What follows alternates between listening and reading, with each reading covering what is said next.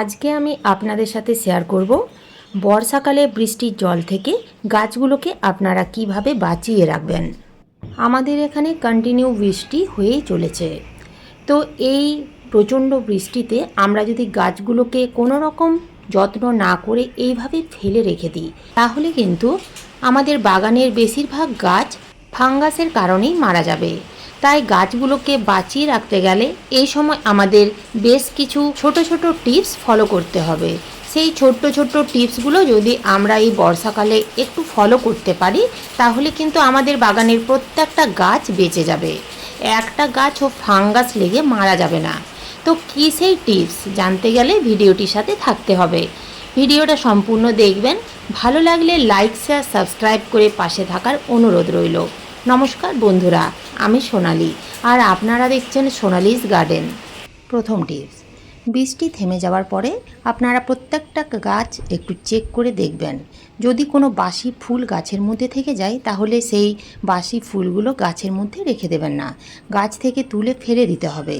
গাছের মধ্যে যদি শুকনো ফুল বা বাসি ফুল রেখে দেওয়া হয়, তাহলে সেই শুকনো বা বাসি ফুলগুলো বৃষ্টির জল পেয়ে পচতে শুরু করবে এবং ঠিক এই রকমভাবে পচতে পচতে গাছের পাতায় বা ডালে ফাঙ্গাস লাগতে শুরু করবে। তাই বৃষ্টি থেমে যাওয়ার পরেই গাছের মধ্যে যা কিছু শুকনো ফুল বা শুকনো পাতা থাকবে, সেগুলো সব তুলে ফেলে গাছ পরিষ্কার রাখতে হবে। 2 নাম্বার টিপস, প্রত্যেকটা গাছের গোড়ায় এই যে কাণ্ড, এই কাণ্ডের নিচের দিকে যদি কোনো পাতা থাকে বা ছোট ছোট ডাল বের হয়, তাহলে সেইগুলো কেটে ঠিক এই রকম প্রত্যেকটা গাছের গোড়া পরিষ্কার রাখতে হবে। এই সময় গাছের পাতা যেন টবের মাটিতে টাচ না করে। যদি গাছের পাতাগুলো আমরা রেখে দিই, তাহলে মাটিতে টাচ লেগে এবং বৃষ্টির জল পেয়ে পচতে শুরু করবে, যার ফলে গাছে ফাঙ্গাস লাগার চান্স বেড়ে যাবে। তাই আপনারা গাছের প্রত্যেকটা গোড়া এরকম পরিষ্কার রাখুন। 3 নাম্বার টিপস, বন্ধুরা, প্রত্যেকটা গাছ প্রতিস্থাপন করার সময় আমি আমার প্রত্যেকটা ভিডিওতে বলে থাকি, গাছ প্রতিস্থাপন করার আগে টবের ড্রেনেজ সিস্টেম সুন্দরভাবে তৈরি করে নিতে হয়। টবের ড্রেনেজ সিস্টেম যদি সুন্দরভাবে তৈরি করা থাকে, তাহলে এই বর্ষাতেও মাটিতে কোনো রকম জল জমবে না। যদি টবের মাটিতে জল জমে যায়, অতিরিক্ত জল যদি ড্রেনেজ হোল দিয়ে বাইরে না বেরিয়ে যায়, তাহলে আপনারা এইভাবে একটা লাঠি নিয়ে মাটিতে বেশ কয়েকটা হোল করে দেবেন। এছাড়াও টবের নিচে যে ছিদ্র অর্থাৎ ড্রেনেজ হোল আছে, সেই ড্রেনেজ হোল একটা সরু লাঠি দিয়ে বা শিক দিয়ে খুঁচিয়ে দেবেন। এতে ব্লক হয়ে যাওয়া হোলগুলো খুলে যাবে, দেখবেন জল হু হু করে ড্রেনেজ হোল দিয়ে বাইরে বেরিয়ে যাবে। 4 নাম্বার টিপস, প্রত্যেকটা টব উঁচু জায়গায় রাখতে হবে। আপনারা এখানে দেখতেই পাচ্ছেন আমার প্রত্যেকটা টব কিন্তু স্ট্যান্ডের মধ্যে আছে। আপনাদের কাছে যদি স্ট্যান্ড না থাকে, তাহলে প্রত্যেকটা টব ইটের ওপরে তুলে রাখুন, এতে বর্ষাকালে গাছ অনেক ভালো থাকবে। 5 নাম্বার টিপস, আপনারা যদি গ্রীষ্মকালে গাছের মাটিতে যদি মালচিং করেছিলেন, শুকনো পাতা কিংবা নারকেলের ছোবড়া দিয়ে বা অন্যান্য কোনো জিনিস দিয়ে, তাহলে সেগুলো টব থেকে সরিয়ে ফেলতে হবে। বর্ষার সময় এগুলো গাছের গোড়ায় রাখা যাবে না, এগুলো পচে গিয়েই গাছের গোড়ায় ফাঙ্গাস লাগার চান্স বাড়তে থাকবে এবং সাথে সাথে পোকামাকড়ের আক্রমণও বেড়ে যাবে। তাই আপনাদের এই ছোট্ট ছোট্ট গুরুত্বপূর্ণ কাজগুলো করতে হবে।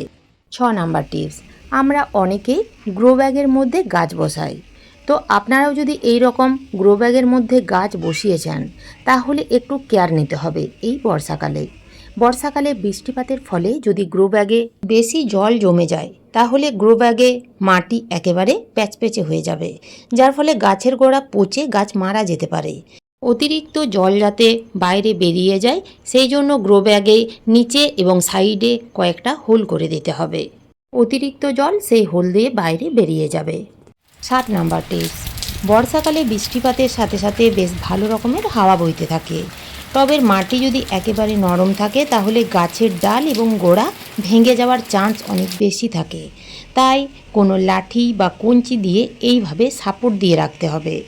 এইভাবে যদি লম্বা লম্বা গাছগুলো একটু সাপোর্ট দিয়ে রাখতে পারেন, তাহলে এই বর্ষাকালে বৃষ্টিপাতের সাথে ঝড়ো হাওয়া বইলেও কিন্তু সেই গাছগুলো ভেঙে যাবে না।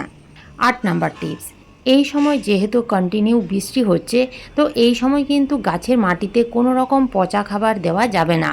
যেমন পাকা কলার খোসা ভেজানো জল, পেঁয়াজের খোসা ভেজানো জল, এই ধরনের কোনো রকম পচা খাবার এই সময় দেবেন না।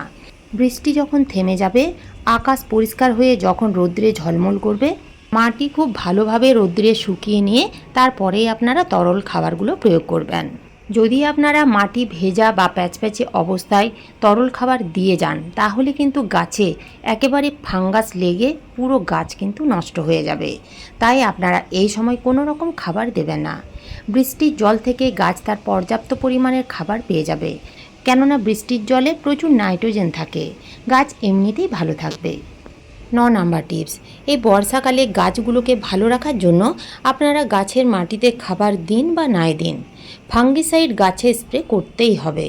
এই বর্ষাকালে যদি খাবার নাও দেওয়া হয় তাও কিন্তু কোনো ক্ষতি হবে না, কিন্তু যদি গাছে ফাঙ্গিসাইড না দেন তাহলে সেই গাছগুলো একেবারেই ভালো থাকবে না।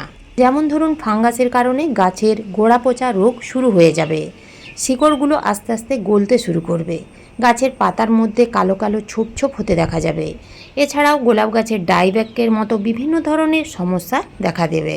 এছাড়াও জবা গাছে কুড়ি এলেও সেই কুড়িগুলো কিন্তু ফুলে পরিণত হওয়ার আগেই ঝরে যেতে পারে।